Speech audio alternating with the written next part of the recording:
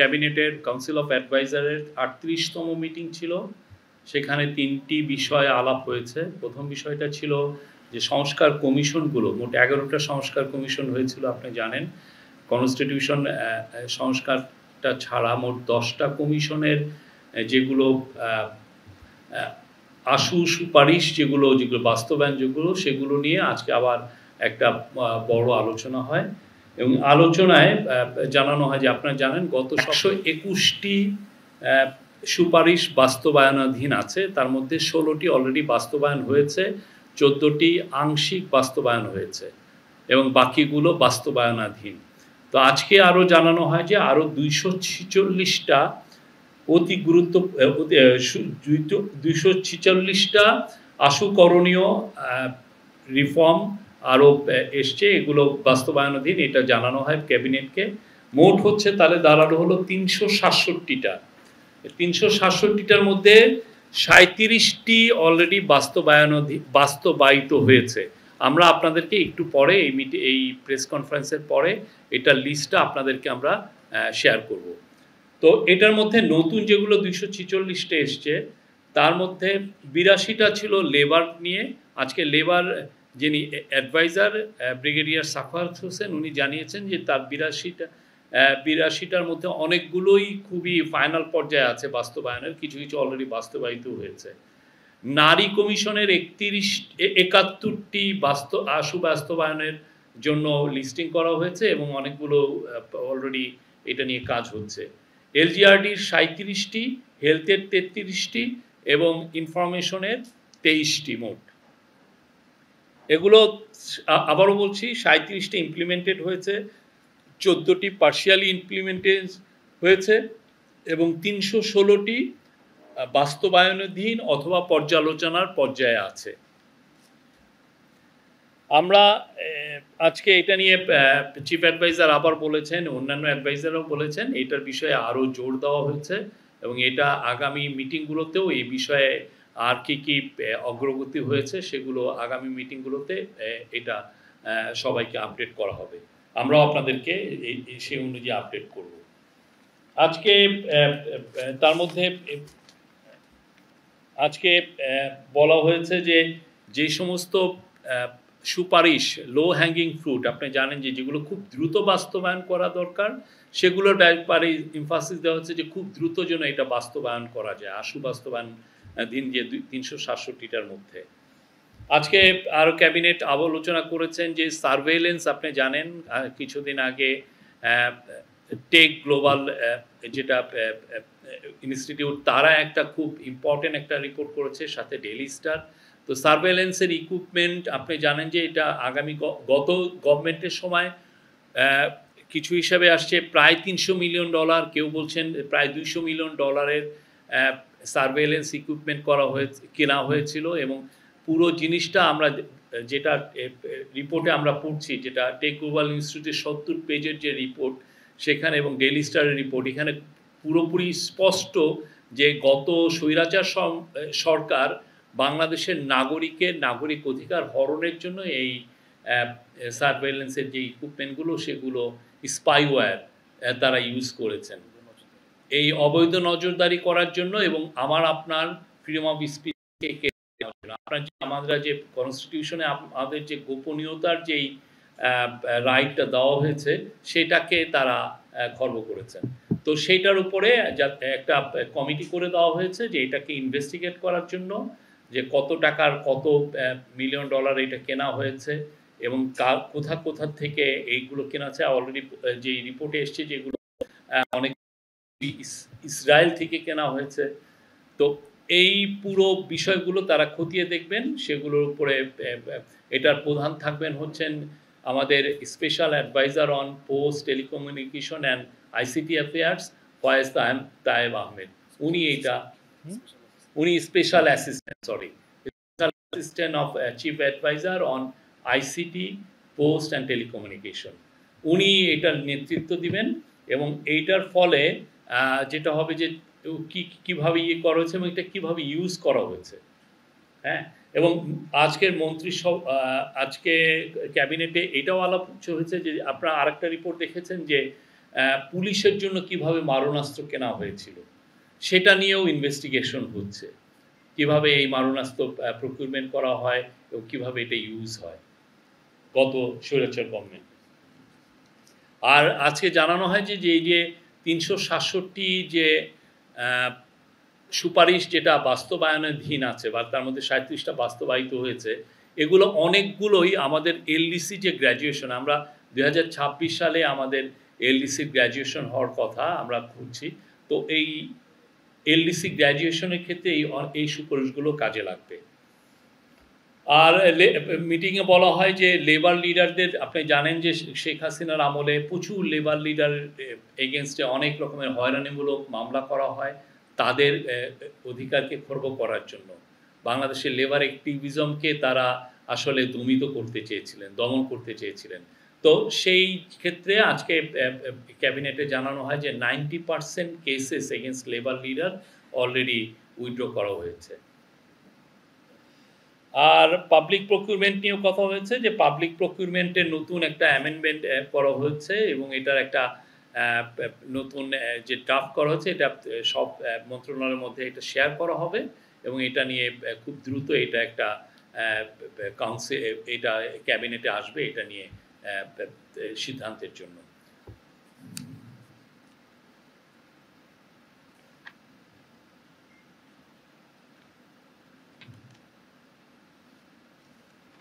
এই ছিল আমাদের আজকের এই বিষয় নিয়ে আলাপ। আর অন্যান্য বিষয়ে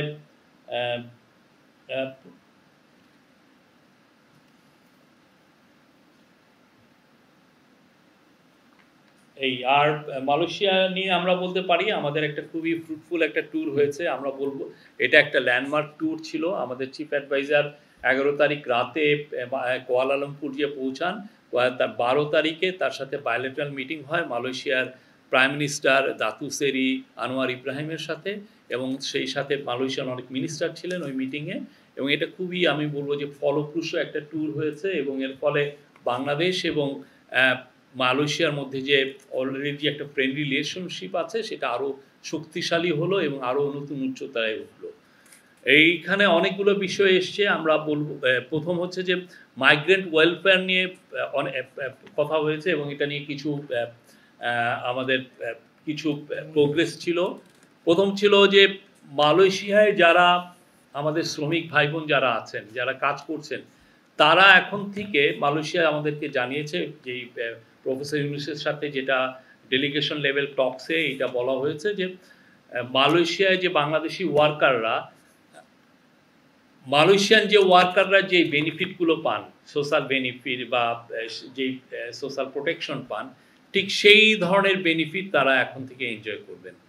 আর একটা হচ্ছে যে মালয়েশিয়া অনেকে যারা যান তাদের অনেকে ইংলিশের বিষয়ে, ইংলিশ ভাষায় দুর্বলতা আছে বা অনেকে মালয় ভাষা খুব সহজে রপ্তও করতে পারেন না, তাদের জন্য এখন থেকে ওরা একটা বাংলা ভাষায় যাতে কমপ্লেন লঞ্চ করতে পারেন সেই বিষয়ে তারা আজকে এই মিটিংয়ে বলা হয়েছে যে তারা এটা ওপেন করছে বাংলা ভাষাভাষী শ্রমিকদের জন্য। তারপর হচ্ছে যারা আনডকুমেন্টেড এবং ইরেগুলার মালয়েশিয়ায় যে বাংলাদেশি ওয়ার্কাররা আছে তাদের বিষয়ে আজকে আমাদের মিটিংয়ে আমাদের যিনি প্রবাসী কল্যাণ অ্যাডভাইজার আসিফ নজরুল স্যার এটা উঠিয়েছিলেন এবং সেটা মালয়েশিয়ার কর্তৃপক্ষকে জানা হয়েছে যে তাদেরকে যেন তারা ইরেগুলার মাইগ্রেন্টদেরকে যাতে রেগুলারাইজ করা হয়। তো মালয়েশিয়া যখন প্রফেসর ইউনুস ফিরে আসছিলেন তখন আসার সময় এয়ারপোর্টে মালয়েশিয়ান প্রাইম মিনিস্টার তাকে ফোন করেছিলেন, বলেছিলেন যে এই বিষয়গুলোই আলাপ হয়েছে এই ডেলিগেশন লেভেল টকসে, প্রত্যেকটা এই বিষয়গুলো তারা তাদের ক্যাবিনেটে উঠাবে। আরও যেটা হচ্ছে যে নিউ রিক্রুটমেন্টের বিষয়ে একটা আমাদের তরফ থেকে আমরা বলেছি যে সিকিউরিটি গার্ড এবং কেয়ার গিভার, আপনি জানেন মালয়েশিয়ান সোসাইটিও এইজিং হচ্ছে আর সিকিউরিটি গার্ড, ওদের প্রচুর সিকিউরিটি গার্ডের প্রয়োজন। তো এই দুইটা বিষয়ে তাদেরকে আরও বলা হয়েছে এবং আমরা আশা করছি এটার সামনে এটার বিষয়ে প্রোগ্রেস দেখব। আর হচ্ছে যে আমাদের মোর দেন 10,000 স্টুডেন্ট ওই মালয়েশিয়ায় গ্র্যাজুয়েট করছে বা অনেকে কেউ পোস্ট গ্র্যাজুয়েশন করছে। তো এই গ্র্যাজুয়েট প্লাস একটা ফ্যাসিলিটি আছে যেটার আওতায় মালয়েশিয়া অন্যান্য দেশের যারা স্টুডেন্ট যারা ওইখানে পড়াশোনা করে তারা গ্র্যাজুয়েটের কাজ পান, তারা কোনো ফ্যাক্টরিতে কাজ করেন, কোনো বড় প্রতিষ্ঠানে কাজ করেন। তা আমাদের জন্য বাংলাদেশি স্টুডেন্টদের জন্য যেন এই ফ্যাসিলিটি দেওয়া হয় সে বিষয়ে বলা হয়েছে এবং ইন প্রিন্সিপাল মালয়েশিয়ানরা এগ্রি করেছেন যে ওনারা এটা দেখবেন। আর এর ফলে যেটা হবে যে মালয়েশিয়া আপনি জানেন, আপনার এখানে মালয়েশিয়া কিন্তু সেমিকন্ডাক্টর ইন্ডাস্ট্রি খুবই ভাইটাল একটা ইন্ডাস্ট্রি। এইখানে কিন্তু Malaysia tense of billions of dollar সেখানে ইনভেস্ট, প্রতি বছর তাদের অ্যানুয়াল ইঞ্জিনিয়ারেরই ডিমান্ড হচ্ছে 6000। তো আমরা আশা করছি আমাদের যারা শিক্ষার্থী ভাই বোন ওইখানে পড়াশোনা করেন তাদের জন্য এটা হাই স্কিল যে ওয়ার্কের একটা বড় দুয়ার উন্মোচিত হবে। আর বাংলাদেশের যে ডিগ্রিগুলো আছে সেটা যেন মালয়েশিয়া একসেপ্ট করে সেই বিষয়ে এটা নিয়ে কথা হয়েছে। আর ট্রেড অ্যান্ড ইকোনমিক্সের বিষয়ে মালয়েশিয়ার সাথে আমরা খুব দ্রুত এফটিএ নেগোসিয়েশন করব। এফটিএ হচ্ছে ফ্রি ট্রেড এগ্রিমেন্ট। আমাদের থেকে আমরা প্রচুর মালয়েশিয়ার থেকে মোর দেন $3 বিলিয়ন মতো আমরা খাদ্যপণ্য এবং অন্যান্য প্রোডাক্ট ইম্পোর্ট করি, আর মালয়েশিয়া আমাদের থেকে কিছু ইম্পোর্ট করে। তো আমাদের মধ্যে যাতে ট্রেডটা আরও বুস্টিং হয় সেই জন্য এফটিএ নেগোসিয়েশনটা আমরা খুব দ্রুত করব। আমরা অলরেডি আপনি জানেন জাপানের সাথে আমাদের এফটিএ নেগোসিয়েশন হচ্ছে, সিঙ্গাপুরের সাথে আমাদের এফটিএ নেগোসিয়েশন হচ্ছে। আমরা মালয়েশিয়ায় রিজিওনাল কম্প্রিহেন্সিভ ইকোনমিক পার্টনারশিপ, ওদের একটা আরসিইপি আছে যেটা আসিয়ান কান্ট্রিগুলোর মধ্যে, এটার সাথে যাতে আমরা যুক্ত হতে পারি সেই জন্য আমরা তাদেরকে বলেছি এই মিটিংয়ে। আর একটা খুব ইম্পর্টেন্ট সেটা হচ্ছে হালাল ইকোসিস্টেম। আমাদের দেশে ওয়ার্ল্ডের 3rd লার্জেস্ট মুসলিম মেজরিটি নেশন। তো দেখা যাচ্ছে যে মালয়েশিয়া মানে ওদের 35 মিলিয়নের দেশ আর আমরা সেখানে 180 মিলিয়নের দেশ। তো ওদের কিন্তু হালাল ইকোসিস্টেমটা খুব উন্নত। ওদের 14টা ইন্ডাস্ট্রিয়াল পার্ক আছে, মানে ইকোনমিক জোন আছে যেখানে হালাল পণ্য তৈরি হয়, হালাল কসমেটিক আছে, হালাল ফুড আছে, হালাল মেডিসিন আছে, সব ধরনের ইয়ে। তো আমরা ওদের কাছ থেকে চিফ অ্যাডভাইজার সরাসরি বলেছেন আমরা ওদের এক্সপার্টিস চাচ্ছি। আমাদের যে প্রতিষ্ঠানগুলো হালাল সার্টিফিকেশন করে তাদের ক্যাপাসিটি বিল্ডিংয়ের কথা আমরা ওদেরকে বলেছি এবং তারা খুবই রেসপন্ড করেছে। ওদের যে হালাল ইকোসিস্টেম যারা দেখেন তারা এসেছিলেন আমাদের চিফ অ্যাডভাইজারের সাথে, একটা বিস্তারিত একটা বড় মিটিং হয় এবং মিটিংয়ের মাধ্যমে আমরা আমাদের যেগুলো নিড তাদেরকে জানিয়েছি এবং তারা বলেছে খুব শীঘ্রই তারা বাংলাদেশে একটা দল প্রেরণ করবে। আমাদের এখানে কিছু ইস্যু আছে যে হালাল সার্টিফিকেশন কারা দিবে, এটা ইসলামী ফাউন্ডেশন দিবে নাকি বিএসটিআই যেটা শিল্প মন্ত্রণালয় তারা দিবে। সেই বিষয়ে প্রফেসর ইউনূস কিন্তু যাওয়ার আগেই নির্দেশ দিয়েছিলেন সংশ্লিষ্ট মন্ত্রণালয়গুলোকে যে এই বিষয়টা খুব দ্রুত যেন রিজলভ করা হয় এবং এটার জন্য আর আমরা ওদের কাছ থেকে চাচ্ছি, আমরা আপনি জানেন বাংলাদেশে অনেকগুলো ইকোনমিক জোন আছে, আমরা এমন একটা ইকোনমিক জোন করতে চাচ্ছি সেটা হচ্ছে হালাল ইকোনমিক জোন বা হালাল ইন্ডাস্ট্রিয়াল পার্ক। সেখানে হালাল পণ্য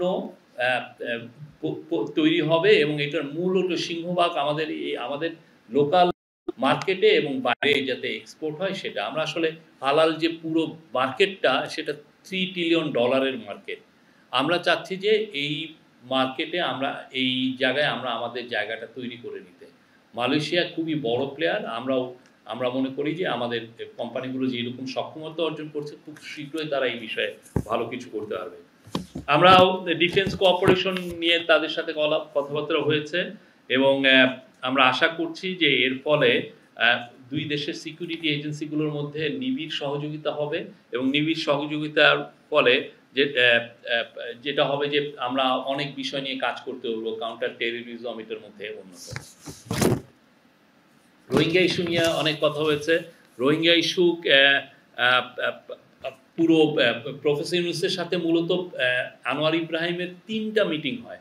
একটা হচ্ছে যে রেস্ট্রিক্টেড মিটিং ছিল, কয়েকজন অ্যাডভাইজার ছিলেন আর আনোয়ার ইব্রাহিম ছিলেন আমাদের একজন অ্যাডভাইজার এবং আনোয়ার ইব্রাহিম আর কয়েকজন মিনিস্ট্রি। আর একটা হচ্ছে 1-on-1, খালি ওনারা 2জন ছিলেন।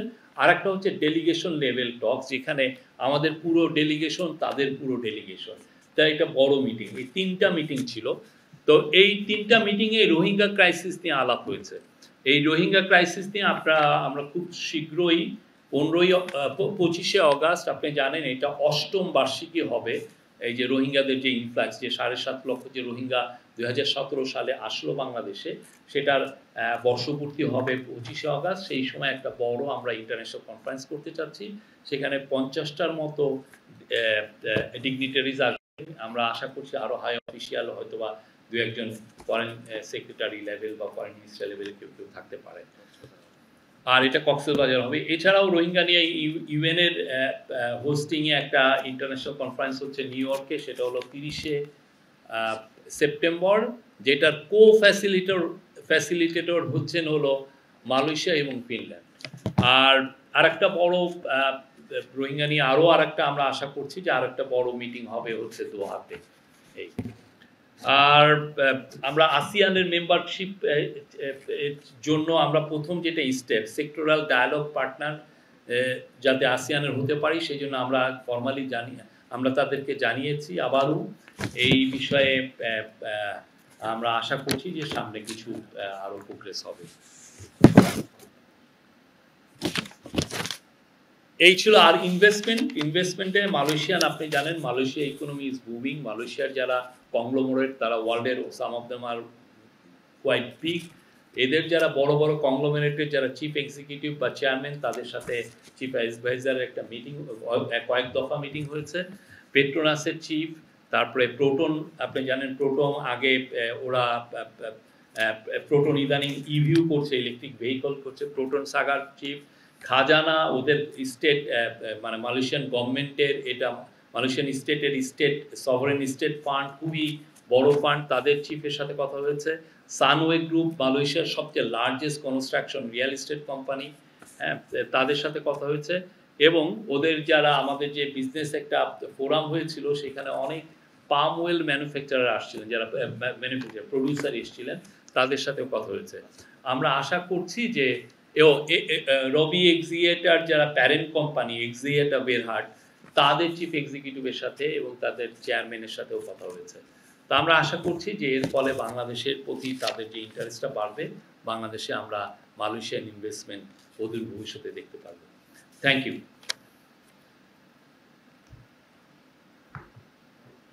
আপনারা প্রশ্ন করতে পারেন। Thank you.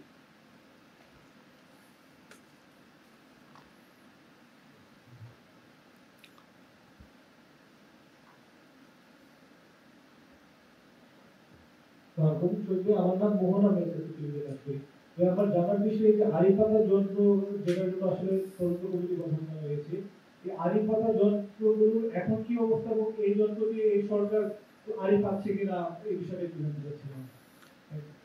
এই সরকার আনলফুল কোনো কিছু করছে না, এটুকু আমি বলতে পারি। কোনো আনলফুল কোনো কাজ করছে না। এবং এইটা যে আগের গভর্নমেন্ট কিভাবে এইটাকে আড়িপাতা কিভাবে ওরা ইউজ করেছে এবং আনলফুলি কিভাবে ব্যবহার করেছে, তার মানে প্রকিউরমেন্ট প্রসেসটা থেকে কিভাবে ইউজগুলো হয়েছে, পুরো জিনিসটা আপনার আমার কিভাবে নাগরিক অধিকার খর্ব করা হয়েছে, এই পুরো জিনিসটা এই কমিটি দেখবেন।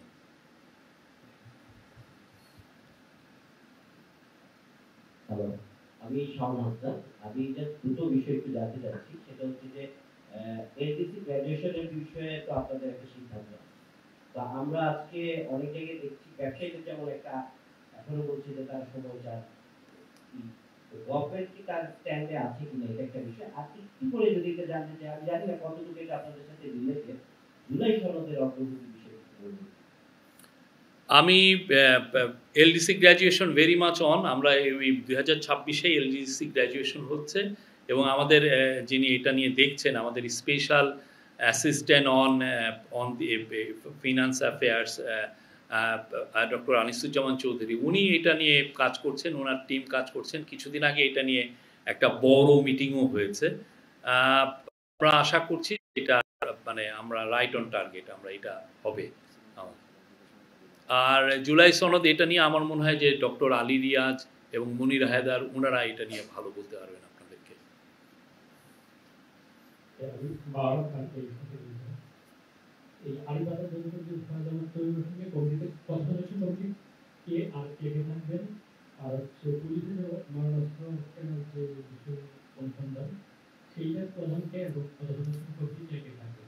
মারণাস্ত্র বিষয়ে এখনো কমিটি হয়েছে কিনা, এটা বিষয়ে আমি এখনো জানি না। বাট ওইটার ফয়েজ আহমেদ তায়েব থাকবেন, আর এই বিষয়ে আরও দু একজন সিনিয়র অফিসিয়াল থাকবেন। এই যে আলিপাতা যন্ত্র কেনার যে অফিসটা, সেটা কি বন্ধ করার বিষয়ে সরকার কোনো উদ্যোগ নেবে কিনা? কারণ যেহেতু সরকার নাগরিকের অধিকারের প্রতি শ্রদ্ধাশীল, সেই পয়েন্ট থেকে আমাদের এই কমিটি পুরো আড়িপাতার যে ইনফ্রাস্ট্রাকচার সেটা নিয়ে কাজ করছে। তারাই এই ইনফ্রাস্ট্রাকচার নিয়ে এটা কিভাবে আনলফুলি কি কাজ হচ্ছে এটা আগে ওনারা এই পুরো বিষয়টি নিয়ে খতিয়ে দেখবেন।